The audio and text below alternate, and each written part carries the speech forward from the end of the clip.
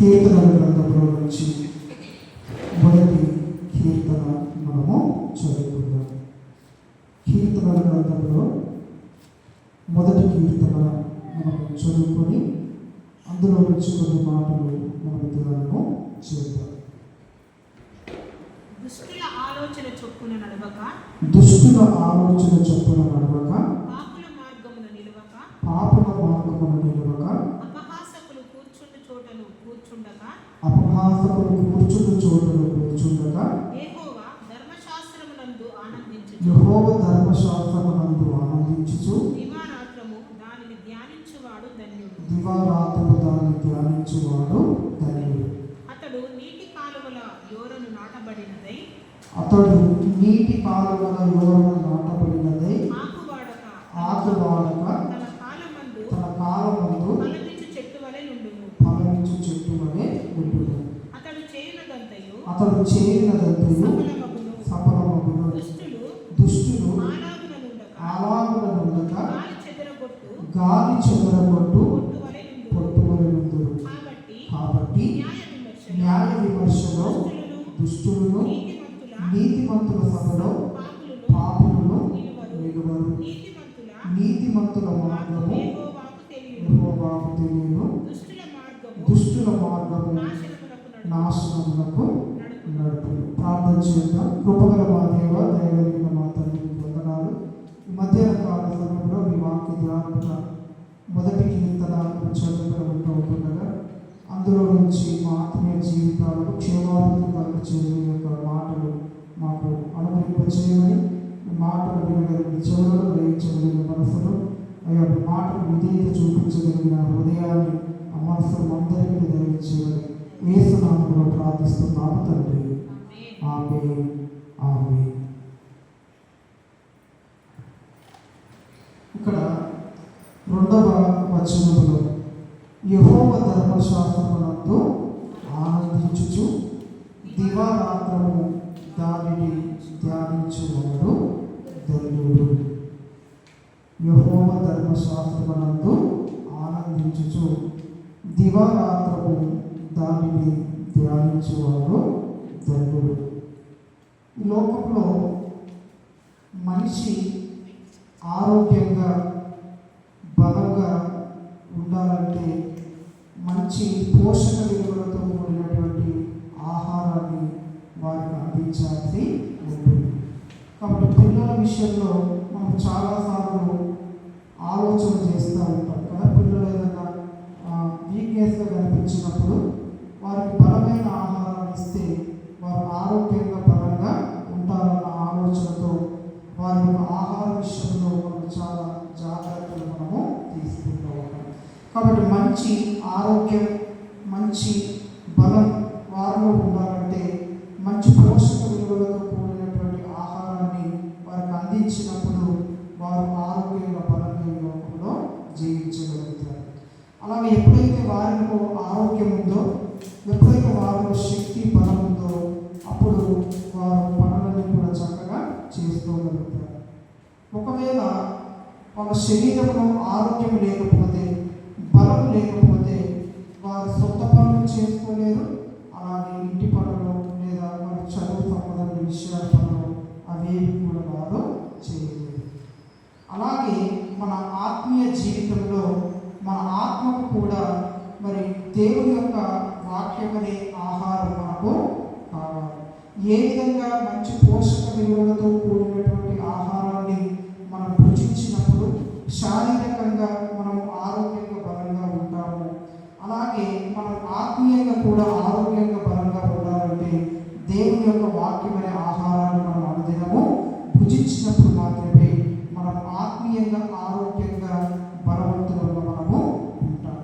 ఎప్పుడైతే మనం ఆత్మీయంగా ఆరోగ్యంగా బలంగా మనం ఉంటామో అప్పుడు దేవుని కొరకు ఏదైనా కార్యాలను లోకంలో మనము చేయగలుగుతాం. ఒకవేళ ఆత్మీయంగా మనం అనారోగ్యం పాలైతే మనలో మన శక్తి ఉండదు, బలం ఉండదు. కాబట్టి మనం వ్యక్తిగత పనులు, అలాగే కుటుంబ సంబంధమైన పనులు, అలాగే సంఘ సంబంధమైనటువంటి పనులు ఏవి కూడా మనము జరిగించలేదు. అలాగే రెండవదిగా అనారోగ్యంతో ఉన్నటువంటి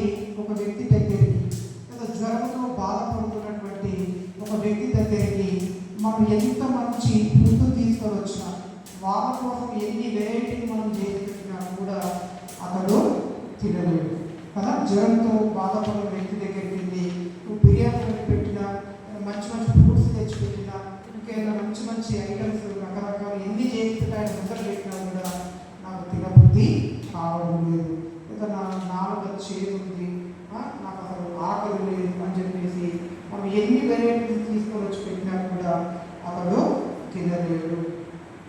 ఎప్పుడైతే ఆ అనారోగ్యానికి ఆయన ట్రీట్మెంట్ తీసుకుంటూ ఉంటాడు కదా, సార్ నాకు అసలు అన్నం తినబుద్ధి కావట్లేదు, నాలో ఆకలి లేదు అని ఎప్పుడైతే డాక్టర్ దగ్గరికి వెళ్ళి చూపించుకొని ఆ మందులు రాయించుకొని ఎప్పుడైతే ఆ మందులు వాడుతూ ఉంటాడో అప్పుడు క్రమక్రమంగా ఆయనలో ఉన్నటువంటి జబ్బలు అనేటువంటిది తగ్గిపోతూ ఉంటుంది. అప్పుడు ఆయనలో ఆరోగ్యం అనేటువంటిది వస్తూ ఉంటుంది.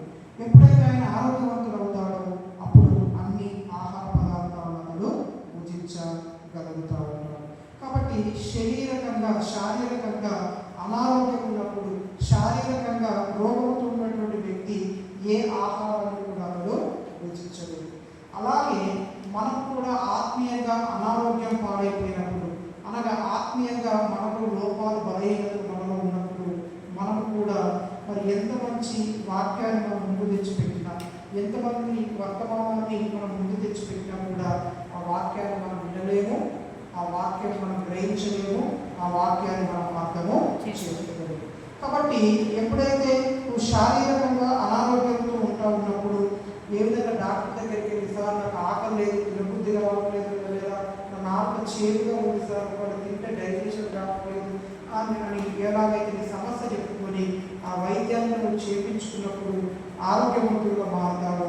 అలాగే మనం ఆత్మీయంగా అనారోగ్యంతో ఉన్నప్పుడు, అనగా మనలో ఏదైనా లోపాలు బలహీనతలు, మనలో పాపం ఉన్నప్పుడు అప్పుడు మనం ఎంత మంచి వాక్యం బోధించినా, ఎంత మంచి వర్తమానాన్ని మనం ముందు తెచ్చిపెట్టినా ఆ వాక్యాన్ని మనము భుజించలేము, వినలేము, గ్రహించలేము, దాన్ని మనం అర్థము చేసుకోలేము. కాబట్టి అటువంటి సమయాల్లో పరమవంతులైనటువంటి మరి ఆ దేవుడి దగ్గరికి మనం వెళ్ళిపోయి ప్రభావాలు ఈ ఆత్మీయ రోగం ఉంది, నన్ను బాగు చేయాలని ప్రార్థించినప్పుడు దేవుడు మన స్వస్థపరిచే దేవుడు కదా ఆయన మనకు ఉంటా ఉంటాడు.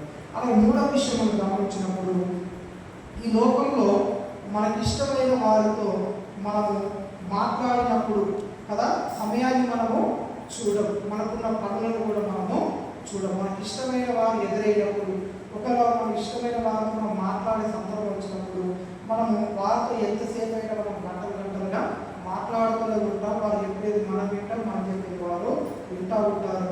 ఇంకా అప్పుడు బోర్ అని అనిపించింది.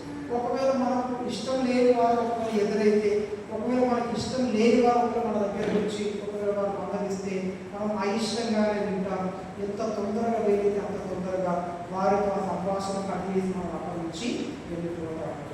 అలాగే దేవుని మాటలు వినాలంటే అనేక సార్లు మనలో బోరు కొడతా ఉంటుంది. అబ్బా ఎంతసేపు లేదా, అబ్బా వాక్యం టైం కదా అన్నట్టుగా చాలామంది అనేక సార్లు బోరుగా ఫీల్ అవుతారు. నిజంగా మనం దేవుణ్ణి ప్రేమించినట్లయితే, మనం నిజంగా దేవుణ్ణి ఇష్టపడినట్లయితే దేవుని మాటలు వినడానికి మనము ఆనందంతో సంతోషంతో మనం ఆ మాటల్లో గ్రహించగలుగుతాం.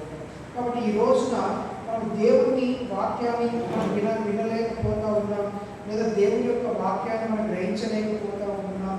ఒకవేళ దేవుని యొక్క పరిశుద్ధ గ్రంథాన్ని తెరిచి మనం దేవుని యొక్క వాక్యాన్ని చదవలేకపోతూ ఉన్నాం, ధ్యానించలేకపోతూ ఉన్నాం అనే కారణం ఏంటంటే దేవుని ప్రేమించే విషయంలో మనము తగ్గిపోయాము. దేవుని ప్రేమ మనలో తగ్గిపోయిందేమో, అందుకే మనం దేవునితో సంభాషించలేకపోతూ ఉన్నాము, దేవుని మాటలు మనం ఆనందంగా మనము వినలేకపోతూ ఉన్నాం. కాబట్టి ఈ మూడు విషయాలు మనము మన హృదయాలు మనం పెట్టుకొని మనం ముందుకు వెళ్ళాలి. మొదటి విషయం ఏంటంటే మనం ఆరోగ్యంగా బలంగా ఉండాలంటే కదా మంచి పోషక విలువలతో కూడినటువంటి ఆహారం మనం గుర్తించినట్టుగా, ఆత్మీయంగా మనం బలంగా ఆరోగ్యంగా ఉండాలంటే కూడా మంచి వాక్యాన్ని మనము భుజించే వారిగా ఉండాలి. అలాగే అనారోగ్యంతో ఉన్నటువంటి వ్యక్తి దగ్గరికి ఎంత మంచి ఆహారం తెచ్చిపెట్టినప్పుడు భుజించలేదు. అలాగే ఆత్మీయ అనారోగ్యం కనుక మనలో ఉంటే ఎంత మంచి వాక్యం ముందు తెచ్చిపెట్టి, ఎంత మంచి వర్తమానాన్ని ముందు తెచ్చిపెట్టినా కూడా దాన్ని నువ్వు తినలేవు. కాబట్టి ఆ పరమోగ్యుడు తీర్చి దగ్గరికి మనం వెళ్ళి మనం ప్రార్థించినప్పుడు మనలో ఆత్మీయ రోగాన్ని తీసివేసి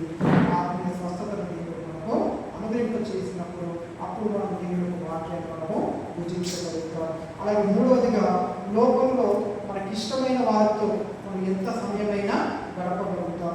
ఎంత సమయం వాళ్ళు మనకు ముచ్చట్లు చెప్పినా వాళ్ళ మాటలు మనం వింటాం. అలాగే మన మాటలు కూడా మనం వినేవారుగా ఉంటాం. ఇష్టం లేని వారు మనతో మాట్లాడితే ఎంత త్వరగా వీలైతే అంత త్వరగా వారితో సంభాషణ మనము వెళ్ళిపోతాం. అలాగే దేవుని మాటలు వినాలన్నా, దేవుని మాటలు మనం గ్రహించాలన్నా, దేవుని యొక్క పరిశుద్ధ గ్రంథాలను తెరిచి మనము ఆయన మాటలు మనం చదవాలన్నా, ధ్యానించాలన్నా, ఎందుకు మనము ఈ బోడి, ఎందుకు మనము ఆ విసుగు, ఆమె నిరాశ పోతుందంటే దేవుని ప్రేమించే విషయంలో ఒకవేళ మనము తగ్గిపోయాలి. ఈ మూడు విషయాలు మనం పరిశీలన చేసుకుందాం. ఈ మధ్యాహ్న కాల సమయంలో దేవుని యొక్క వాక్యాన్ని చదవడం వల్ల కలిగేటువంటి లాభాలు ఏమిటి అనేటువంటి అంశం పైన కొన్ని మాటలు మనము చూద్దాం. దేవుని యొక్క వాక్యాన్ని మనం చదవడం వల్ల కలిగేటువంటి లాభాలు ఏంటి?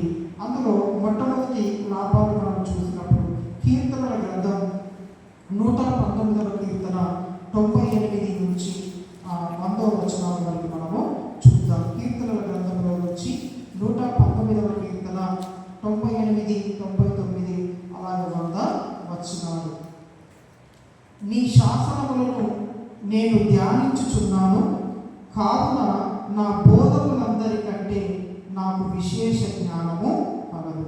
నీ ఉపదేశములను నేను లక్ష్యం చేయుచున్నాను, కావున వృద్ధుల కంటే నాకు విశేష జ్ఞానము కలదు.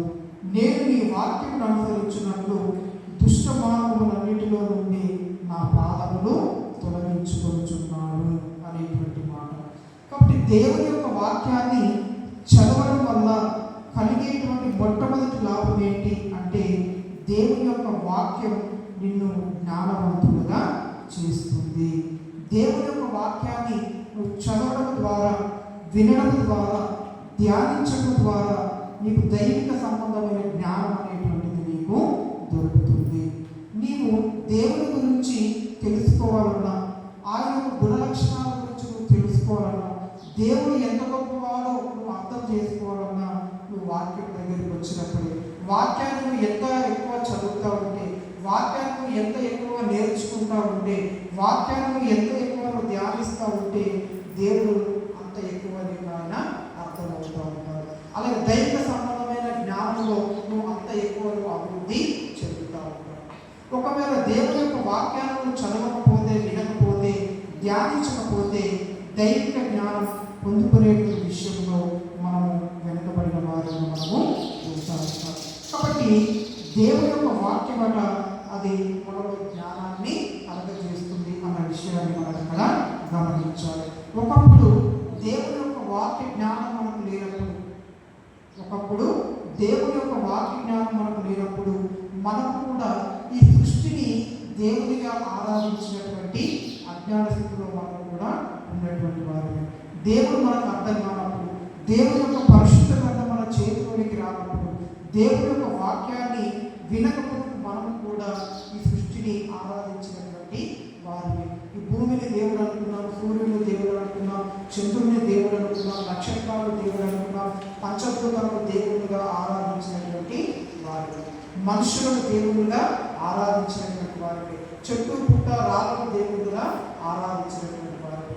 కానీ ఎప్పుడైతే దేవుని యొక్క పరిశుద్ధ గ్రంథం మన చేతుల్లోకి వచ్చిందో, ఎప్పుడైతే దేవుని యొక్క జ్ఞానం నీలోకి వచ్చిందో, అప్పుడు మనం ఈ సృష్టిని విడిచిపెట్టాం. ఈ సృష్టిని కాదు మనం ఆరాధించాల్సింది, ఈ సృష్టిని కలగజేసినటువంటి ఆ సృష్టికర్త అయినటువంటి దేవుని మనం ఆరాధించాలనేటువంటి జ్ఞానంలోనికి మనం వచ్చాం. ఈ రోజున సృష్టిని ఆరాధించడం మానేసాం, సృష్టికర్తను ఆరాధించేటువంటి ఆ ఉన్నతమైన స్థితిలోకి మనము వెళ్ళిపోయాం. ఇంకా ఈ లోకంలో ఉన్న మనుషులకి ఆ జ్ఞానం లేదు కదా. ఎంత ఉన్నతమైన చదువులు చదివినా, ఎంతటి ఉన్నతమైన స్థానాల్లో వారు కొనసాగుతున్నప్పటికీ కూడా నేటికి కూడా దేవుని ఎవరో వారికి అర్థం కాక ఇంకా ఈ సృష్టిని ఆరాధించేటువంటి వారిగానే ఉన్నట్లు మనము చూస్తూ ఉంటాం. అంటే క్రియేటర్లు కాకుండా క్రియేషన్ను ఆరాధించేటువంటి స్థితిలో ఉన్నవారు మన కళ్ళ ముందు ఎంతో మందిని మనము చూస్తూ ఉంటాం. కాబట్టి దేవుని యొక్క వాక్యం అది మనకు జ్ఞానాన్ని కలగజేస్తూ ఉంది. ఇది మొట్టమొదటి లాభం. అలాగే రెండవ లాభాన్ని మనం చదువుకున్నప్పుడు అదే కీర్తనల గ్రంథం 119 కీర్తన 119, 105వ వచనం. నీ వాక్యము నా పాదములకు దీపమును నా త్రోవకు వెలుగునై ఉన్నది అనేటువంటి మాట. కాబట్టి దేవుని యొక్క వాక్యం మనకు త్రోవను చూపెడుతుంది అన్న విషయాన్ని మనం ఇక్కడ జ్ఞాపకము చేసుకున్నాం. అంటే ఈ చీకటి లోకంలో దేవుని వాక్యం నీకు వెలుగై ఉండి నీకు త్రోవను చూపిస్తుంది. నువ్వు వెళ్ళే దారికి అది నీకు కనపరుస్తుంది కదా. మనం హైవే రోడ్డు కొంట వెళ్ళేటప్పుడు మరి సూచక బోర్డు మనకు కనిపిస్తూ ఉంది కదా. నువ్వు లెఫ్ట్ వెళ్ళాలా, రైట్ వెళ్ళాలా, నువ్వు లెఫ్ట్ వెళ్తే ఏ ఊరు వస్తుంది, రైట్ వెళ్తే ఏ ఊరు వస్తుంది, స్టేట్కి వెళ్ళాలంటే ఏ ఊరు వస్తుంది. అలాగే నువ్వు వెళ్ళాల్సిన ఊరు ఇంకెంత దూరంలో ఉంది, ప్రతిదీ కూడా ఆ సూచక అనేటువంటిది చూపెడతా ఉంది. దాన్ని మనం ఫాలో అయినప్పుడు మనం వెళ్ళాల్సిన గమ్యాన్ని మనం చేరేవారి మనము ఉంటాం. అలాగే ఈ చీకటి లోకంలో నువ్వు ఏ మార్గంలో నడవాలి, ఏ మార్గంలో నడవకూడదు, ఏ మార్గంలో నడిస్తే చివరికి ఎక్కడికి నువ్వు చేరుకుంటావో, ఏ మార్గంలో నడిస్తే చివరికి నువ్వు ఎక్కడికి నీ గమ్యస్థానం చేరుకుంటుందో, ఇవన్నీ విషయాలు కూడా దేవుని యొక్క వాక్యం నీకు స్పష్టంగా తెలియజేస్తూ ఉంటుంది. మత్తయి సువార్త మనం చదువుకుంటున్నప్పుడు 7వ అధ్యాయంలో మనం చదువుకుంటున్నప్పుడు అక్కడ దేవుని మీద అంటారు కదా.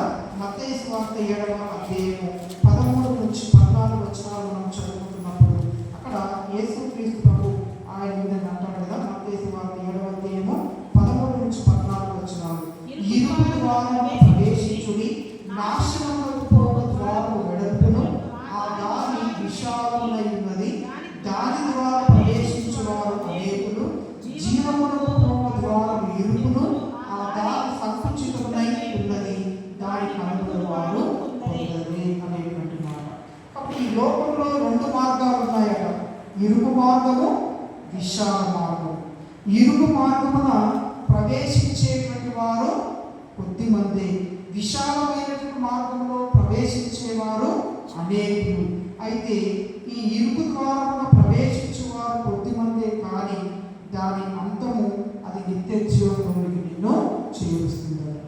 విశాలమైనటువంటి మార్గంలోనికి ప్రవేశించేటువంటి వారు అనేకులైనప్పటికీ కూడా అది చివరిగా నిన్ను నాశనంలోనికి అది తీసుకొని వెళుతుంది అన్న విషయాన్ని అక్కడ దేవుడి యొక్క వాక్యం స్పష్టంగా తెలియజేస్తూ ఉంది.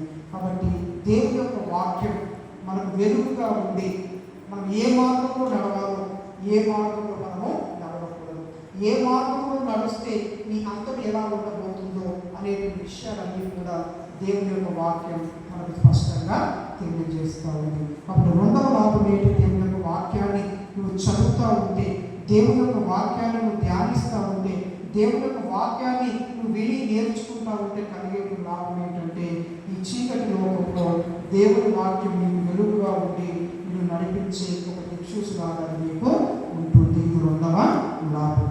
తర్వాత దేవుని యొక్క వాక్యం చదవడం వల్ల కలిగేటువంటి 3వ లాభం ఏంటి అని మనం చూసినప్పుడు కీర్తనల గ్రంథంలో 119వ కీర్తన 120వ వచనాన్ని మనము చదువుకుందాం. నీ భయము వలన నా శరీరము వణుకుచున్నది, నీ న్యాయ విధులకు నేను భయపడుచున్నాను. ఇక్కడ దేవుని యొక్క వాక్యాన్ని చదవడం వల్ల కలిగేటువంటి 3వ లాభం ఏంటంటే దేవుని యొక్క వాక్యం చదవడం వల్ల దేవుని భయం అనేటువంటిది నీలో కలుగుతుంది. అపోస్తల కార్యము 5వ అధ్యాయంలో ఆ మొదటి 10 వచనాల్లో అననీయ సప్పీరాలు అనేటువంటి 2 భార్యాభర్తల యొక్క జీవితంలో జరిగినటువంటి సంఘటనలు మనం అక్కడ చూస్తాం. ఆనాటి కాలంలో ఉన్నటువంటి ఆదిమ సంఘం వారికి ఉన్నటువంటి చరస్థిరాస్తులన్నీ కూడా అమ్మి వచ్చినటువంటి వేదాంతకు కూడా తెచ్చి అపోస్తల పాదాల దగ్గర వారు పెట్టినట్లు మనం చూస్తాం. ఇప్పుడు ఆదిమ సంఘంలో సభ్యులుగా ఉన్నటువంటి అననీయ సప్పీరాలు కూడా వారు ఉన్నటువంటి పొలమును అమ్మి ఆ వచ్చినటువంటి వెలుగులో కొంత దాచుకొని మిగిలిన తీసుకొని వచ్చి అపోస్తల పాదాల దగ్గర వారు పెట్టినట్లుగా, ఆ తర్వాత పేతురు మరి పరిశుద్ధాత్మ ద్వారా వారు చేసినటువంటి మోసాన్ని ఆయన గుర్తించినట్లుగా, ఆ తర్వాత అననీయ సప్పీరాలు ఇద్దరు కూడా దేవుని యొక్క ఉగ్రతకు గురి అయి ఒక్క దినం 2 భార్యాభర్తలు మరణించినట్లుగా మనము అక్కడ చూస్తాము. కాబట్టి దేవుని యొక్క వాక్యాన్ని నువ్వు చదువుతూ ఉంటున్నప్పుడు, అననీయ సప్ఫీరాల జీవితాన్ని నువ్వు చదువుతూ ఉంటున్నప్పుడు, ఒకరు అననీయ సప్ఫీరాల యొక్క జీవితాల గురించి ఎవరైనా బోధిస్తుండగా నువ్వు వింటూ ఉంటున్నప్పుడు, అప్పుడు మనలో కూడా భయం అనేటువంటిది కలుగుతూ ఉంది. ఒకరు నేను మనుషులను మోసం చేయొచ్చేమో, దేవుని నేను మోసము చేయలేను. అక్కడ వాళ్ళు అనుకున్నారు కదా, పేతురికి ఏం తెలుసులే, అపోస్తలులకు ఏం తెలుసులే, వాళ్ళ ముందు కొద్దిసేపు నటిస్తే చాలు కదా, కొంత దాచుకొని కొంత వెలని తెచ్చి ఆయన పాదం దగ్గర పెట్టి వాళ్ళు ఎలా నటిస్తున్నారంటే అమ్మగా వచ్చిన వెలంతా కూడా తెచ్చి ఇక్కడ దేవునికి ఇచ్చినట్లుగా వారు వేషధారణ కనపరిచినప్పుడు మరి పేతురు పరిశుద్ధాత్మ ద్వారా వారి మోసాలు వేషధారణ ఆయన గుర్తించినట్లుగా ఆ తర్వాత వారు దేవుడి మీదకు వెళ్ళినట్లు మనము చూస్తూ ఉంటాం. కాబట్టి ఇటువంటి విషయాలు మనం చదువుతూ ఉంటున్నప్పుడు, ఇటువంటి విషయాల గురించి వర్తమానం మనం వింటూ ఉంటున్నప్పుడు అవి మనలో భయాన్ని అవి కలుగజేస్తాయి. అలాగే పాత నిబంధనలో దానియేలు గ్రంథంలో 5వ అధ్యాయంలో మనం చదువుకుంటున్నప్పుడు, 1 నుంచి 10 వచనాల్లో మనం చదువుకుంటున్నప్పుడు అక్కడ బెల్షస్సరు అనేటువంటి ఒక రాజుని గురించి మనం అక్కడ చూస్తాం. బెల్షస్సరు అనేటువంటి ఒక రాజు గురించి మనం అక్కడ చూస్తాం. ఆయన ఏం చేశాడు అంటే, ఒకానొక రోజున ఆ బెల్షస్సరు తన యొక్క అధికారులకు ఆయన గొప్ప విందును ఆయన ఏర్పరిచినట్లుగా దానియేలు గ్రంథం 5వ అధ్యాయం 1 నుంచి చదువుకుంటున్నప్పుడు, రాజు బెల్షస్సరు తన అధిపతులలో 1000 మందికి గొప్ప విందు చేయించి ఆ 1000 మందితో కలుసుకునే ద్రాక్షారసము త్రాగుచుండెను. బెల్షస్సరు ద్రాక్షారసము త్రాగుచుండగా తాను తన యజ్ఞములను తన రాణులను తన ఉపపత్నులను వాటిలో ద్రాక్షారసము పోసి త్రాగునట్లు తన తండ్రి యొక్క నెబుకద్నెజరు యెరూషలేములోని ఆలయంలో నుండి తెచ్చిన వెండి బంగారు పాత్రలు తెమ్మని ఆజ్ఞ ఇచ్చారు. అందుకు వారు యెరూషలేములోని దేవుని నివాసము ఆలయంలో నుండి తీసుకున్న సువర్ణోపకరణములను తెచ్చి ఉంచగా రాజును అతని అధిపతులను అతని రాణులను అతని ఉపపత్నులను వాటిలో ద్రాక్షారసము పోసి త్రాగిరి.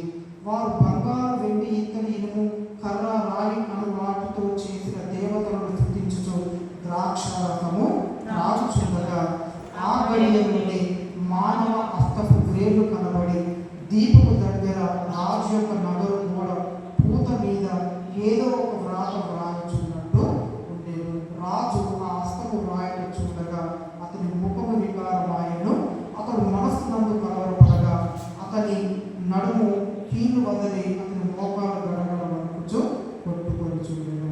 కాబట్టి రాజు అయిన బెల్షస్సరు ఒకనొక రోజున ఆయన గొప్ప విందును ఏర్పాటు చేసి ఆ విందులో ఆయన మద్యముతో మత్తుడై ఉన్నప్పుడు ఆయన ఒక దురాశ పుట్టింది. ఏంటి అంటే, యెరూషలేములోని దేవాలయంలో నుండి తెచ్చినటువంటి ఆ మందిర సంబంధమైన పాత్రలు మీరు తీసుకుని రండి, అందులో మనము ఆ ద్రాక్షారసాన్ని పోసుకొని మనము తాగుదామన్న ఒక చెడ్డ ఆలోచన ఆయన కలిగినప్పుడు మరి అలాగే మరి ఉన్నటువంటి వారు ఆ మందిర సంబంధమైన పాత్రలు తీసుకుని వచ్చినప్పుడు ఆయన దేవుని మందిర సంబంధమైన పాత్రలు మధ్యాహ్నం పోస్తున్నారు తాగుతున్నప్పుడు వెంటనే దేవుని కృప అతని మీదకి వచ్చినట్లుగా ఆ రాత్రి బెల్షస్సరు చంపబడ్డట్లుగా అలాగే బబులోను మహా సామ్రాజ్యం ఆ రాత్రి అంతమైపోయినట్లుగా మనం ఆ వాక్య భాగంలో చూస్తూ ఉంటాం.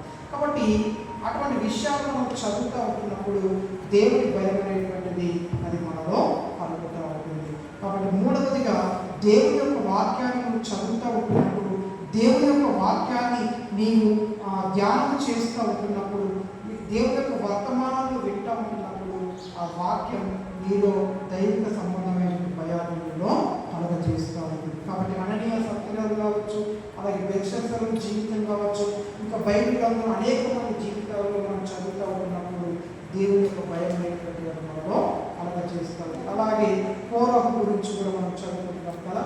కోరహు మోషేకు వ్యతిరేకంగా ఆయన తిరుగుబాటు చేసినప్పుడు, కోరహు, దాతాను, అబీరాము అనేటువంటి 3 వ్యక్తులు ఇంకా మరికొంతమందిని మోషేకు వ్యతిరేకంగా తిరుగుబాటు చేసినప్పుడు వారందరినీ కూడా భూమి నెరవేర్చి వారు బ్రతుకుండగానే పాతాళంలో కూడుకునిపోయినట్లుగా వారి కుటుంబ సభ్యులందరూ కూడా పాతాళంలో పడిపోయినట్లుగా నశించిపోయినట్లు మనం అక్కడ చూస్తూ ఉంటాం. కాబట్టి ఇటువంటి విషయాలు అన్ని కూడా మనం చదువుతూ ఉంటున్నప్పుడు అవి దైవిక సంబంధమైన భయములు అవి మనలో కలుగజేస్తూ ఉంటాయి. ఇది దేవుని యొక్క వాక్యాన్ని చదవడం వల్ల, వినడం వల్ల, ధ్యానించడం కలిగేటువంటి మూడవ లాభం.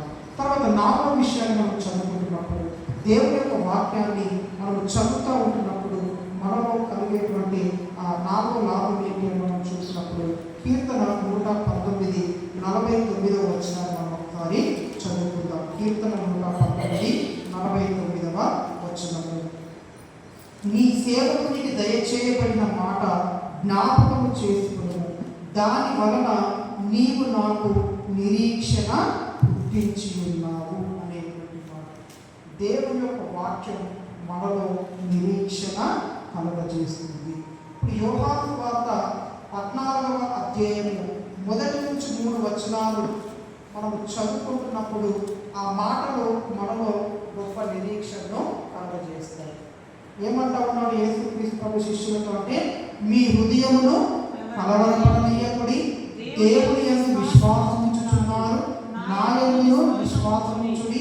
నా తండ్రి ఇంట అనేక నివాసములు కలవు, లేని ఎడల మీతో చెప్పుదును. మీకు స్థలము సిద్ధపరచ నిలుచున్నాను.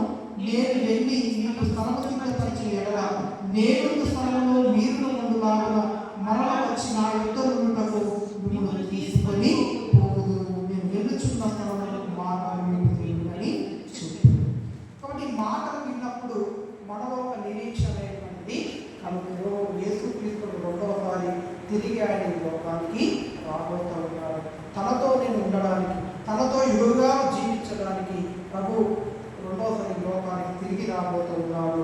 ఆయన వచ్చి మనం ఆయన రాజ్యంలోకి తీసుకొని వెళ్ళబోతూ ఉంటున్నాడు అనేటువంటి నిరీక్షణ అనేటువంటిది ఈ మాటలు కొట్టేది మనలో కలుగుతాడు.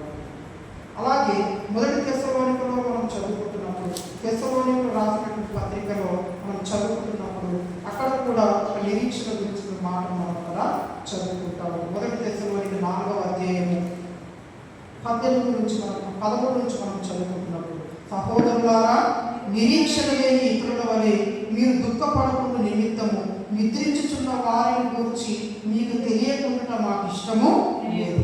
యేసు మృతి పొంది తిరిగి లేచినట్టు మనం నమ్మినగా అదే ప్రకారం యేసు నందు నిద్రించిన వారిని దేవుడు ఆయనతో కూడా వెంట పెట్టుకుని వచ్చు.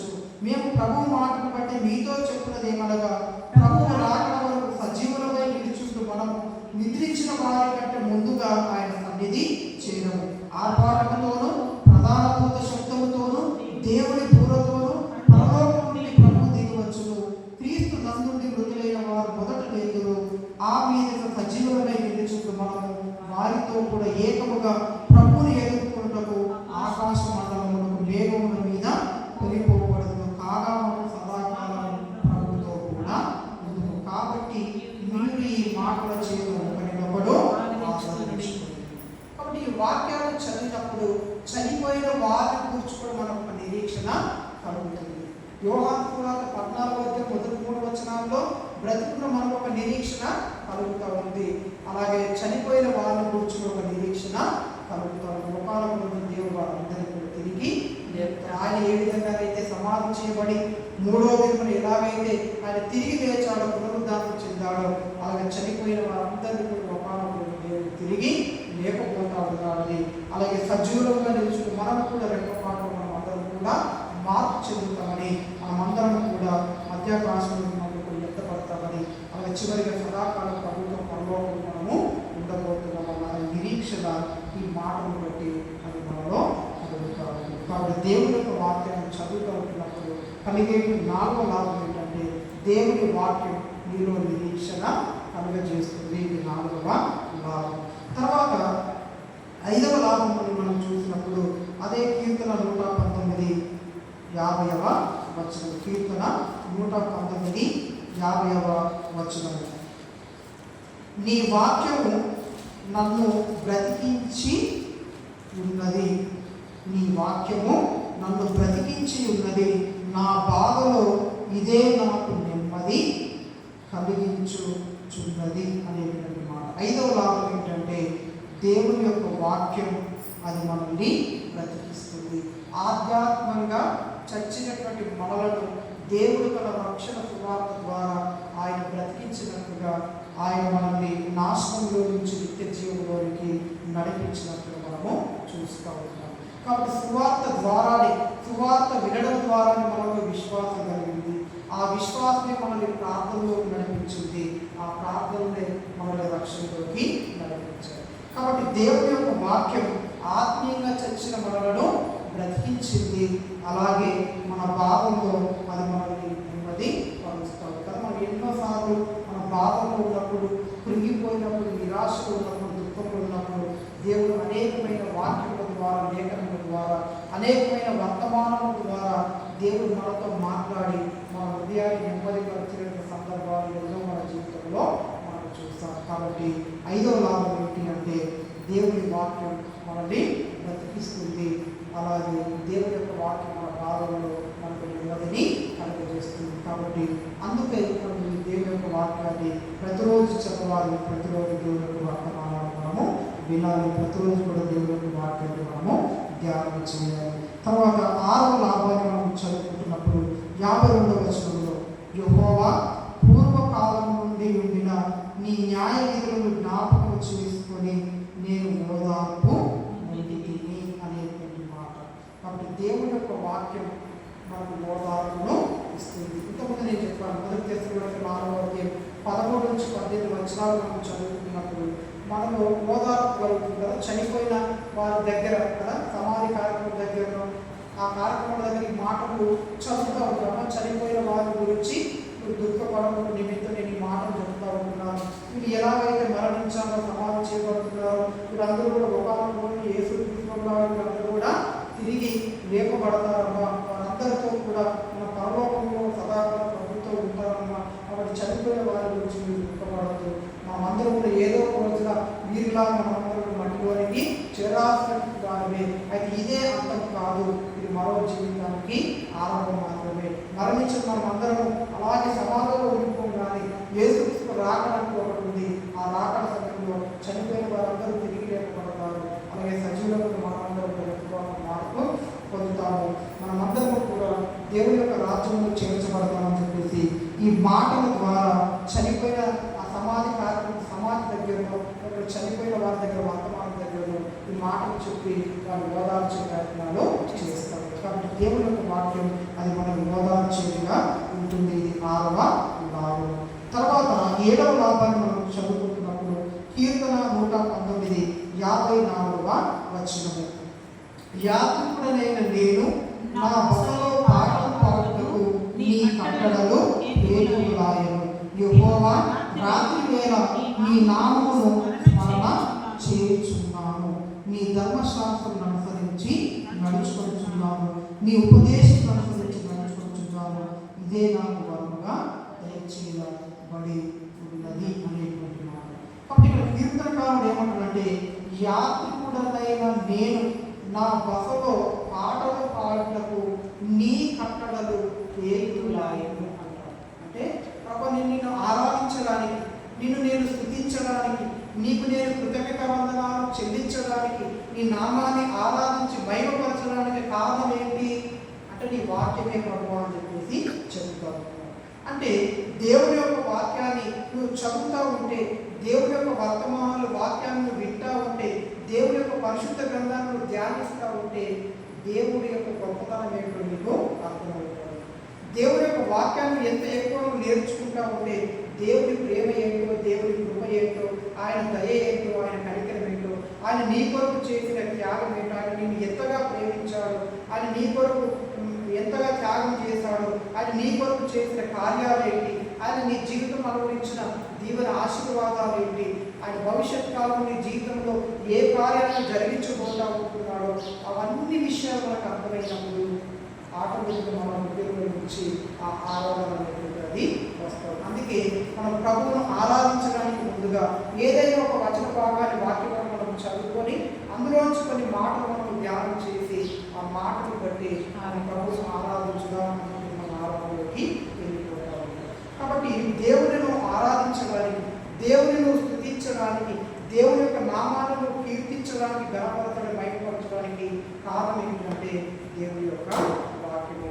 దేవుని యొక్క వాక్యం ఎంత ఎక్కువ చదువుతూ ఉంటే, ఎంత ఎక్కువ ఉంటే, అంత ఎక్కువగా దేవుని యొక్క వాక్యాన్ని ధ్యానిస్తూ ఉంటే దేవుని యొక్క మహిమ అనేటువంటి, దేవుని యొక్క గుణలక్షణాలు అనేటువంటి, దేవుని యొక్క గొప్పతనం అనేటువంటిది నీకు అర్థమవుతూ ఉంటుంది.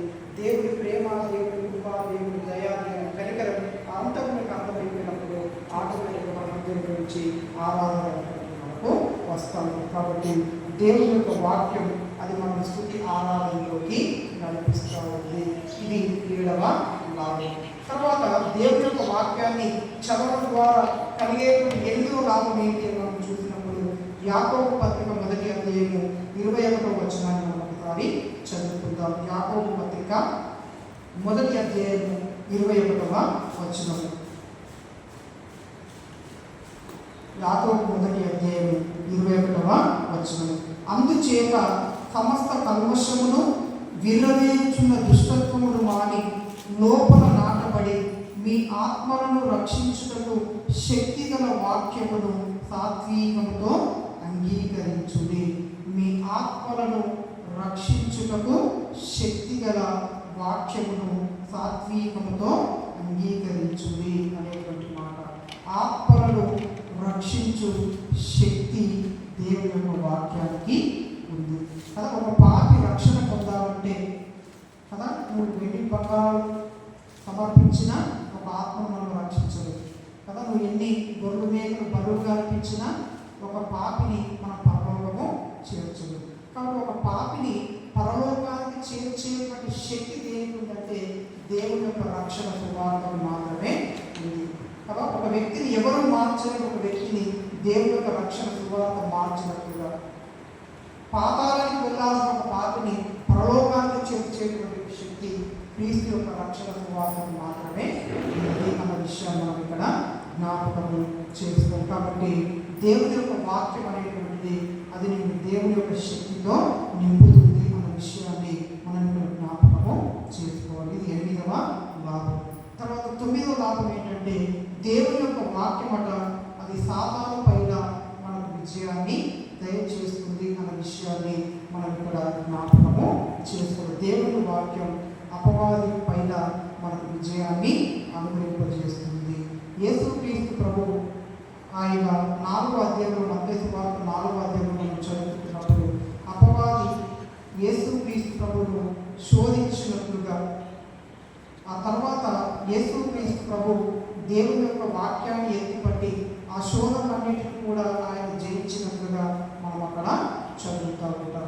కాబట్టి ఈ లోకంలో అనేకమైన అబద్ధపు బోధనలు ఈ లోకంలోకి ప్రవేశించి సంఘాన్ని గర్భిణి చేస్తున్నటువంటి మధ్య దినాల్లో మరి వారిని జయించాలన్నా అపవాది యొక్క ఆ యొక్క పన్నాగాలను మనం జయించాలన్నా దేవుని యొక్క వాక్యం అది మనకు సాధనమై ఉన్నది. కాబట్టి ఆ దేవుని యొక్క వాక్యం అపవాది పైన అపవాది బోధకుల పైన అది మనకు విజయాన్ని ఇచ్చేదిగా ఉంటుంది. 9వ లాభం. తర్వాత 10వ లాభాన్ని మనం చూసినప్పుడు దేవుని యొక్క వాక్యం అది మన ఆత్మలకు ఆహారమై ఉన్నది అనే విషయాన్ని మనం ఇక్కడ జ్ఞాపకము చేసుకోవాలి. 1 పేతురు 2వ అధ్యాయం 2వ వచనాన్ని ఒకసారి మనం చూద్దాం. 1 పేతురు 2వ అధ్యాయం 2వ వచనము. ప్రభు దయాళులని మీరు రుచి చూచిన కదా సమస్తమైన దుష్టత్వమును సమస్తమైన కపటమును ద్వేషధారణను అసూయను సమస్త దూషణ మాటలను మాని కొత్తగా జన్మించిన శిశువులను పోలిన వారై నిర్మలమైన వాక్యములు పాలవలన రక్షణ విషయంలో ఎదుగు నిమిత్తము ఆ పాలను అపేక్షించుడి అనేటువంటి మాట. కాబట్టి దేవుని వాక్యం మన ఆత్మీయ జీవితాలకు అది ఆహారమై ఉన్నది కదా. మనిషి ఎదగాలంటే ఖచ్చితంగా ఆహారము అందించాల్సింది కదా. ఒక చిన్న బాబు కదా, ఒక చిన్న మన చేతుల్లో ఉన్నటువంటి ఒక చిన్న బాబు కదా, ఒక 3 kgs 2.5 kg ఆ బాబు వాడు పెద్దవాడు కావాలంటే ప్రతిరోజు కూడా దానికి ఆహారాన్ని అందించాల్సింది కదా. బాలుగా ఉన్నప్పుడు మరి కొన్ని కాలం వరకు పాలతో ఆయన పోషించాలి. కొంత వయసు వచ్చిన తర్వాత మరి కొన్ని పోషక విలువలతో ఆహారాన్ని వారికి అందించినట్టుగా కదా. ఇప్పుడు చిన్నపిల్లవాడికి మరి మామూలు ఆహారం పెట్టిన సమస్య, మరి పెద్దవాళ్ళకు చిన్నపిల్లల ఆహారం పెట్టిన సమస్య. కాబట్టి మన ఆధ్యాత్మిక వయస్సుకు తగినట్టుగా మన దేవుని యొక్క వాక్యాన్ని మనం ఆహారం చేసుకుంటున్నాము. మన ఆత్మలకు ఆహారము దేవుని యొక్క వాక్యం. మన శరీరానికి ఆహారం ఎలాగైతుందో మన ఆత్మీయ జీవితానికి మన ఆత్మలకు జీవాన్ని ఇచ్చేదిగా దేవుడి యొక్క వాక్యం ఆహారం ఉన్నట్టు కదా. మనం ఒక్క పూట భోజనం అడిగితేనే శరీరం బలహీనమైపోతుంది కదా. పొద్దున దిగుల వరకు మధ్యాహ్నం వరకు నీరసమైపోతుంది. అలాగే మన శరీరం ఎలాగైతే ఆహారం అందించకపోవడం బలహీనమైపోతుందో, శక్తిహీనమైపోతుందో, అలాగే మనం ఆత్మీయంగా దేవుడి యొక్క వాక్యం అనే ఆహారాన్ని మన ఆత్మకు ప్రతిరోజు అందించకపోతే మన ఆత్మ కూడా బలహీనము అయిపోతుంది, శక్తిహీనమైపోతుంది. కాబట్టి బలహీనమైన శరీరం, శక్తిహీనమైన శరీరం ఎటువంటి పనులు చేయలేదు, ఎవరికి కూడా ఉపయోగకరంగా ఉండలేదు. కాబట్టి మధ్యాహ్న కాల సమయంలో ప్రభు సన్నిధిలో మనం ప్రార్థన చేసుకుందాం. దేవా, వాక్యాన్ని చదవడం వల్ల ఇన్ని లాభాలు ఉన్నాయి. మరి ప్రభు, నేను అవన్నీ కూడా మర్చిపోయి నీ వాక్యాన్ని చదవలేని స్థితిలో, నీ వాక్యాన్ని ధ్యానించలేనటువంటి స్థితిలో, నీ వాక్యాన్ని వినలేనటువంటి స్థితిలో, నేర్చుకోలేనటువంటి స్థితిలో నేను ఉంటానుంటా. నీ కృప నాయకులను చూపించు ప్రభు. నీ వాక్యాన్ని అనుదినం ధ్యానించినట్లుగా, నీ వాక్యాన్ని అనుదినం చదివేటట్లుగా ప్రభు నీ కృపను నాకు దయచేయాలని చెప్పేసి ప్రభు సన్నిధిలో మనం ప్రార్థన చేద్దాం. కీర్తనకారులు అంటారు కదా, కీర్తన 119:56 వచనంలో నీ ఉపదేశం నడుచుకొనుచున్నాను, ఇదే నాకు వరముగా దయచేయబడింది. ప్రభు నీ కృప ద్వారా నేను ప్రతిరోజు కూడా నీ పాదాల దగ్గరికి వచ్చి నీ వాక్యాన్ని మరి చదివేవాడిగా, నీ వాక్యాన్ని ధ్యానించేవాడిగా, నీ వాక్యాన్ని నేను నేర్చుకునేవాడిగా నీ కృప నాకు దయచేయమని చెప్పేసి ప్రభు సన్నిధిలో మనం ప్రార్థన చేద్దాం. అందరం నేర్చుకుని పడదాం.